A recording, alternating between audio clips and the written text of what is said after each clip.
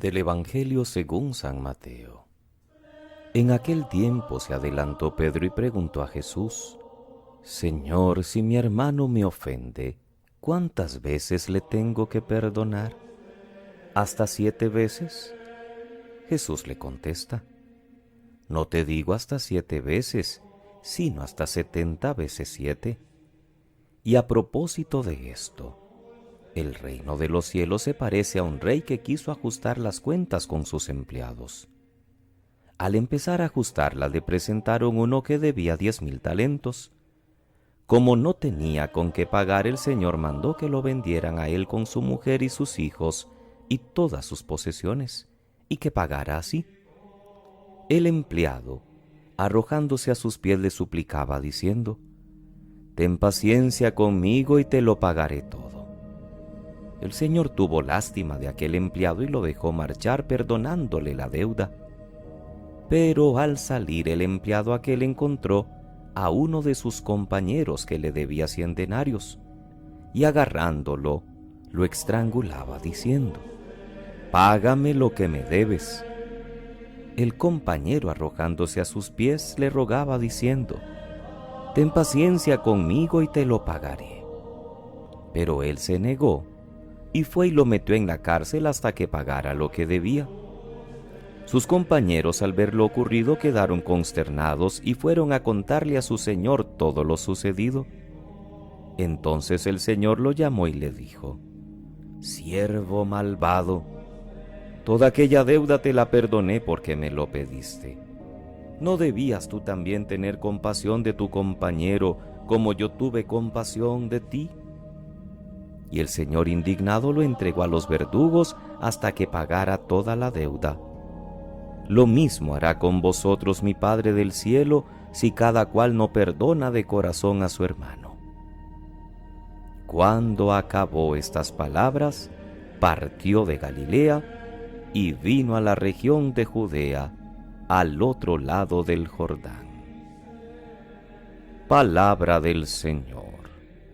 Gloria a ti, Señor Jesús. Es jueves de la semana 19 del tiempo ordinario, queridos hermanos. Ahora estamos en el capítulo 12 del profeta Ezequiel, que nos viene acompañando desde el inicio de esta semana. Dios invita a su profeta que delante de todos realice un gesto, de esos que en estos días hemos también contemplado en otros profetas que hemos meditado. Ahora es salir de la ciudad como emigrante, y Ezequiel prepara el ajuar, se lo pone al hombro en un hatillo con lo mínimo imprescindible para el viaje, abre un boquete en el muro y sale de la ciudad. Y la intención es que todos entiendan que es inevitable el destierro, la segunda deportación por parte de los babilonios. Israel es un pueblo rebelde. Confían en que Dios, como cuando contra Sennacherib un siglo antes, les va a sacar de apuros, y por eso no se convierten de sus malos caminos. Pero esta vez Dios les deja las consecuencias de su pecado y por eso permite el destierro. El rey Sedecías, al que los babilonios han dejado en Jerusalén después de la primera deportación, intentó huir de la ciudad por un boquete, pero fue descubierto y detenido. El Salmo reconoce humildemente los motivos de este desastre nacional. Tentaron a Dios y se rebelaron. Se negaron a guardar sus preceptos. Dios rechazó a Israel, abandonó sus valientes al cautiverio. No es fácil la tarea del profeta, porque debe ir indicando a los demás cuáles son los caminos de Dios, qué es lo que va bien y qué es lo que hay que corregir para no ir a la ruina. Unas veces de palabra, otras con su propia vida. Como en el caso de Ezequiel, hago de ti una señal para la casa de Israel. Hoy los cristianos debemos asimilar de tal manera la palabra de Dios que la encarnemos en nuestra propia existencia y de este modo, quienes nos vean, que reconozcan la señal que Dios les está haciendo, cada uno en su ámbito es profeta. Ya lo decíamos ayer, desde el bautismo. Y estamos proclamando con nuestro género de vida los valores básicos de la existencia humana, los caminos que nos llevarán o al desastre personal y comunitario o a la felicidad. Los que hacemos profesión de vida consagrada, los que somos sacerdotes, los que viven en medio de la comunidad en un santo matrimonio, los que están discerniendo su vocación y la llevan con alegría. Cada uno de nosotros es signo y debe ir fomentando con sus votos la lucha contra las tentaciones más características de este mundo. También nosotros tendremos que ir por delante, animando y ayudando a otros. Vamos a encontrar quien nos aplauda y quien nos persiga, quien nos escuche y quien nos diga que no tiene tiempo para el Señor.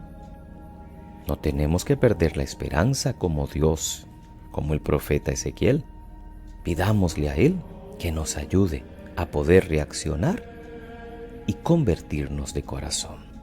El texto de Mateo, siempre en el capítulo 18, continúa con este discurso eclesial. Si ayer era la corrección fraterna, hoy Jesús en su sermón comunitario sigue dando consignas sobre el perdón de las ofensas. La propuesta de Pedro ya parecía generosa, pero Jesús va mucho más allá. 70 veces 7 significa siempre. La parábola exagera a propósito.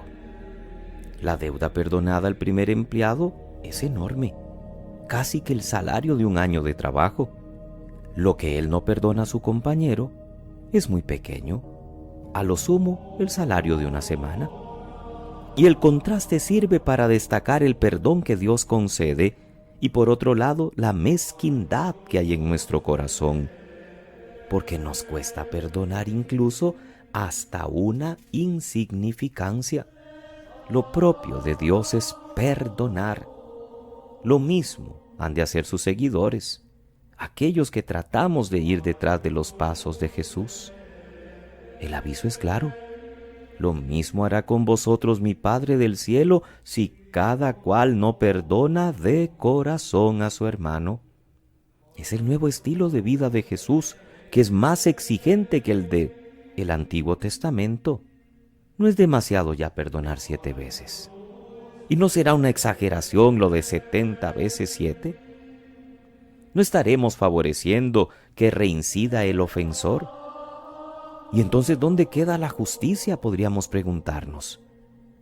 Pero Jesús nos dice que sus seguidores deben perdonar, como Él que murió perdonando a sus verdugos. Pedro, el de la pregunta de hoy, experimentó en su propia persona cómo Jesús le perdonó su pecado. No olvidemos entonces que en el Padre Nuestro Jesús nos enseñó a decir: perdónanos como nosotros perdonamos. En el Sermón de la Montaña nos dijo lo de ir a reconciliarnos con el hermano antes de llevar la ofrenda al altar, y lo de saludar también al que no nos saluda. Ser seguidores de Jesús nos obliga a cosas difíciles. Bienaventurados los misericordiosos, porque ellos alcanzarán misericordia. Y por eso el hermoso gesto de paz antes de ir a comulgar, ya que necesitamos estar bien unos con otros antes de entrar en esa comunión perfecta con Dios. Y por eso es que hemos de estar dispuestos a mucho más que simplemente tolerar y perdonar a nuestros hermanos. Debemos estar dispuestos al amor como Dios nos ama, a pesar de nuestras múltiples caídas. Que pasen muy feliz jueves eucarístico, queridos hermanos. Que Dios les bendiga.